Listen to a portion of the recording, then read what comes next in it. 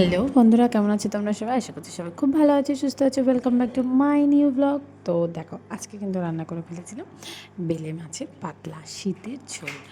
তো দেখো, বেলে মাছটা কিন্তু খুবই ভালো লাগে যদি একটু ঝালঝাল করা যায়। তো শীতকালে কিন্তু এই ঝোলটা ভালো লাগে, বেগুন দিয়ে আলু দিয়ে ধনেপাতা দিয়ে ঝোলটা।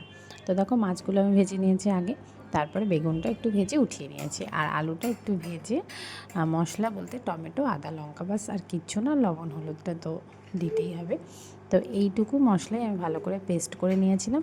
তো সেটা দিয়েই ভালো করে দেখো কষিয়ে নিয়ে কিন্তু সামান্য একটুখানি মানে 2-4 দানা মতো চিনিটা একটু দেবে, তাহলে না টেস্টটা একটু ব্যালেন্স হয়, খেতেও ভীষণ ভালো হয়। একদম মিষ্টি কিন্তু হবে না, সেটাতে 2-4 দানা জাস্ট দিতে হয় তাই।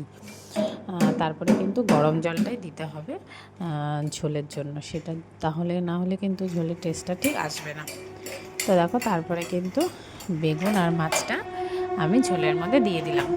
আর তারপরে ঝোলটা একটু ফুটে উঠলে দিয়ে দেবো একটু বেশি করে ধনেপাতা, যেহেতু আমি ভালোবাসি একটু বেশি, তো একটু বেশি দিয়েছি, যারা যতটুকুনি মনে হয় দিতে পারো। তারপর ঝোলটা তারপর একটু ভালো করে নাড়িয়ে চাড়িয়ে কিন্তু দেখো ঢাকা দিয়ে দিয়েছিলাম। ঢাকা দেওয়ার পরে দেখছো তরকারি কিন্তু রেডি। কেমন হয়েছে ভিডিওটা অবশ্যই কমেন্ট করো।